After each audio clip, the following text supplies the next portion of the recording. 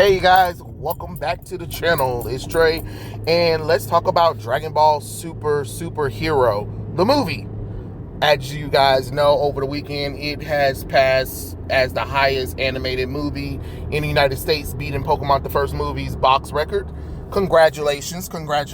And it looks like the United States domestic fans, they want to see more of Gohan taking the center stage, as it would seem. And I believe that because the movie did so well in the United States, I believe that that's what's going to happen with Dragon Ball eventually, where they're going to phase a little bit of Goku and Vegeta out, and they're going to have it where Gohan, Goten, Trunks, Pan, Bola, those characters are going to start being more important.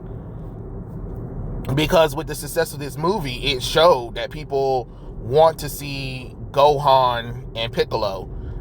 But if you ask me, I think this would have been great for a little TV arc or whatever. But that's just my opinion. I just think that could have been something really cool to see, kind of like the filler arc, the Dead Zone, where we got to see Gohan, Piccolo, and Krillin take on Garlic Jr. and his minions, which that was really pretty cool. So it's kind of funny, like, people seem to forget about a filler that actually had spotlight, Gohan and Piccolo and Krillin, you know what I mean? And with this movie gives me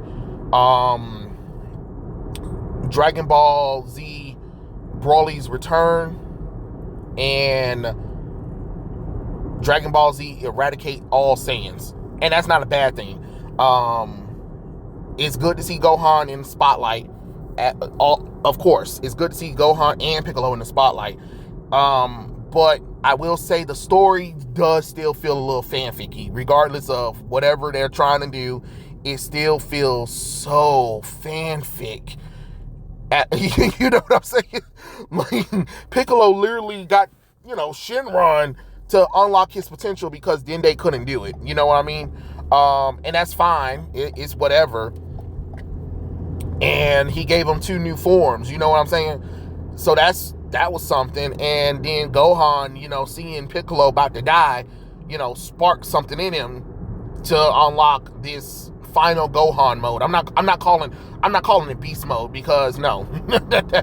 that looks, it sounds stupid. You know what I mean? Like, I'm not about to call him Gohan Beast. It just makes absolutely no logical sense whatsoever. But hey, it is what it is, right?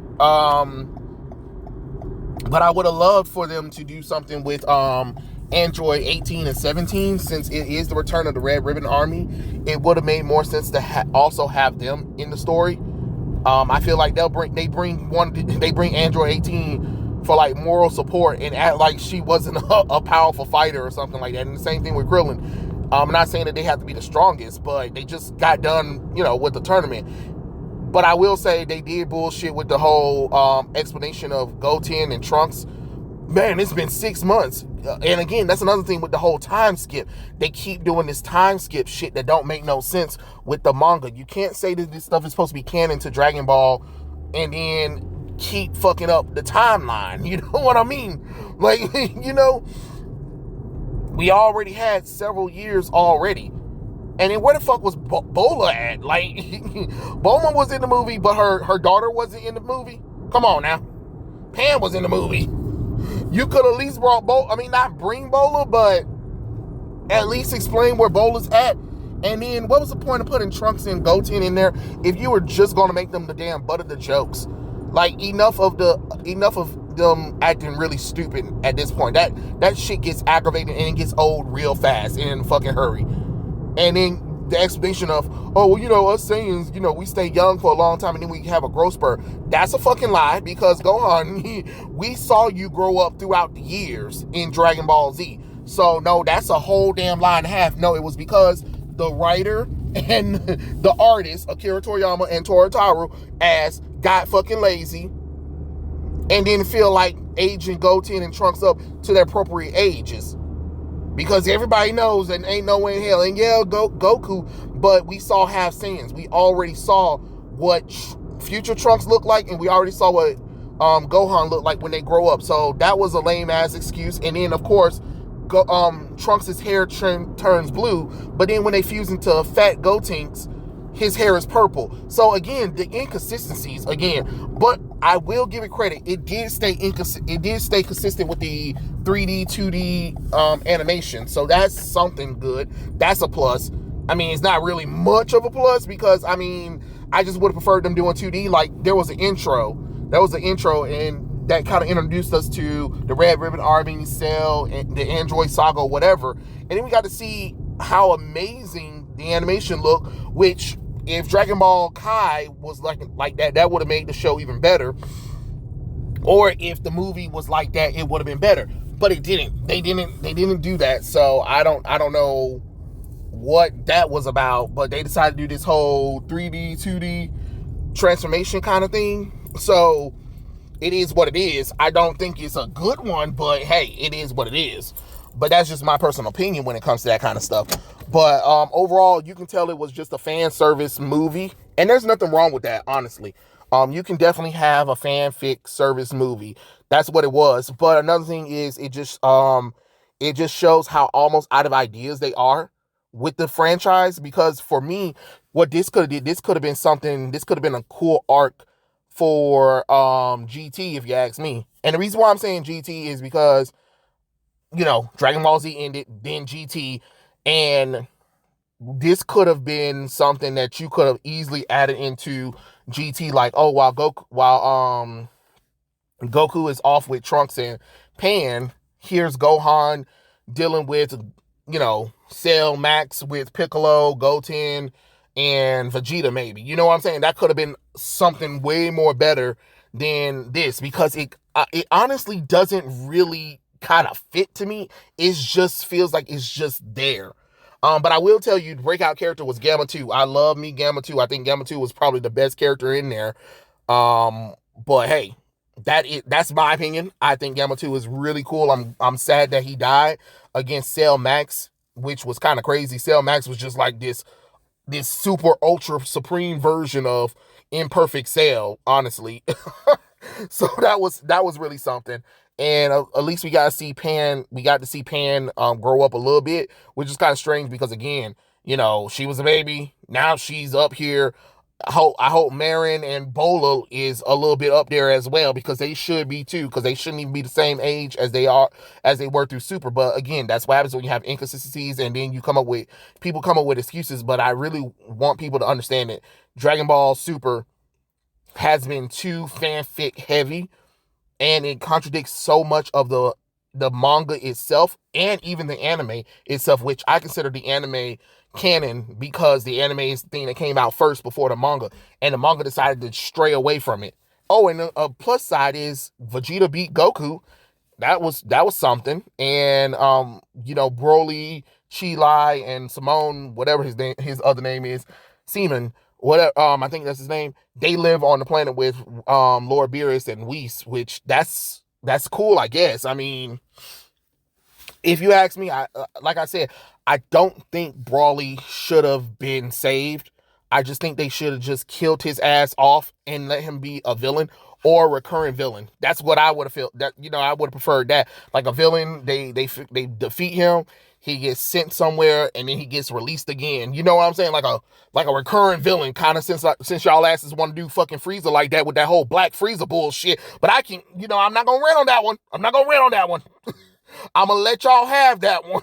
Because Jesus Lord. But I'm telling you, Dragon Ball Super has become too fanficky at this point, and it's okay to admit that. But I will say that I think what's happening is it proves that United States audience want more Gohan and Piccolo together. So I think what's going to happen is the franchise is going to go past the World Peace Tournament arc, and they're probably going to do their own version of GT, or make, you know, add some things to GT before we get to GT, if that makes sense. We'll see. But hey, I don't know. I just feel like it's good seeing Gohan and Piccolo doing something. And it's good that Goku and Vegeta wasn't there. So that's obviously something. So if Dragon Ball Superhero, no matter how much I have a problem with it, obviously is doing something right, because the fans want more Gohan and Piccolo over anything else. Because as much as people are like, oh my god, Dragon Ball Super Broly movie was awesome, the problem is Dragon Ball Super Broly had a lot of fan theories that had named something different before the movie was officially out. And it was kind of like, okay, well, we already know what we're getting into, because they mark it on a name that already people were going to go see. So people who are already fans of Dragon Ball Z, the legendary Super Saiyan Broly, was already going to see the movie. But it seems like most people didn't really know what superhero was doing, and people went to go see it. I don't even think, honestly, the movie's not even hype to me. It's lesser than Dragon Ball Z Broly, but better than Resurrection F and Dragon Ball's the first damn movie, God of Destruction. I couldn't even think of it right now, but that's how I feel about the whole situation. And I like how Piccolo and Pan like plan to get kidnapped on purpose so Gohan can fight them. And then my thing is, I don't like this whole thing where Gohan needs his glasses to see, because his vision was always perfect, and the whole point of him wearing glasses is because he's reading, not to actually see. And it's kind of pathetic that they made him a joke about, oh, I can't really see barely without my glasses. Are you fucking kidding me? And then I don't like how shallow they made Bulma. Bulma's been a little shallow before, but she was aging perfectly fine at the end of Dragon Ball Z. And now they're like, oh, she done de-aged her body, give her ass like college, make her eyelashes and wrinkles a little bit better. And it's just like, come on, Bulma, this ain't the Bulma I know. You know what I mean? She had her shallow moments, but to try to make it where, oh my god, and she doesn't, she needs to be having a hairstyle close to where she was at towards the end of the manga. That's all I'm saying. Keep the characters close to what they are. Don't keep making changes to the characters. You know what I mean? Or don't keep retconning or ignoring the lore that you already set up, because this could be a one and done thing. But if you ask me, I would like to have seen something like this for Super. So instead of focusing that much on Goku and Vegeta, you could have easily had Gohan and Piccolo go through this stuff. I understand he's a researcher and all that kind of stuff. The same thing with Videl doing her own thing, or the other characters. But sometimes, if you're going to continue this series, you can't just keep using the same characters, especially when you have an ensemble cast. And yes, Goku is the main character, but let's be honest, we've seen other mangas that do focus on other characters besides the main character. My Hero Academia, One Punch Man, One Piece, for God's sakes, Naruto, for God's sakes. So don't give me that you can't do that kind of stuff, because you can. It's just you got to learn how to execute it. But I will say, like I said, the movie was perfectly fine. It's perfectly fine if you want to have a good popcorn flick. Is it the greatest Dragon Ball Z movie? No. I do think the animation is pretty interesting, and I want to see what more they're going to do. But if you ask me, if Dragon Ball Super entire series was like that, maybe I wouldn't have a problem. But I will say the three-dimensional work that they need to work on is keeping the character's speed up, because you can kind of see them speeding up, like, because it's 2D and 3D at the same time. And what it feels like the characters are drawn on the 3D rig that's moving around. You know what I mean? But it's not fast enough. It's not fast like the games. You get what I'm saying? I would say, if you're gonna do that, do the style that the Dragon Ball Z Kakarot game did. If you want that kind of stellar style, that's what I would go for, if you ask me. But hey, it is what it is. I was kind of saddened that the final Gohan was kind of short-lived, but hey, it is what it is. You know what I mean? Maybe we'll see more of it. Who knows? That's something. But if you like Dragon Ball Super, if you like anything Dragon Ball related, go see the movie if you can. If not, that's fine. Wait for it to come out whenever they feel like bringing it out. But those are my opinions. Those are my thoughts. If you guys saw Dragon Ball Super, Superhero, the movie, let me know what you guys think in the comment section below, and I'll catch you guys later. Peace out.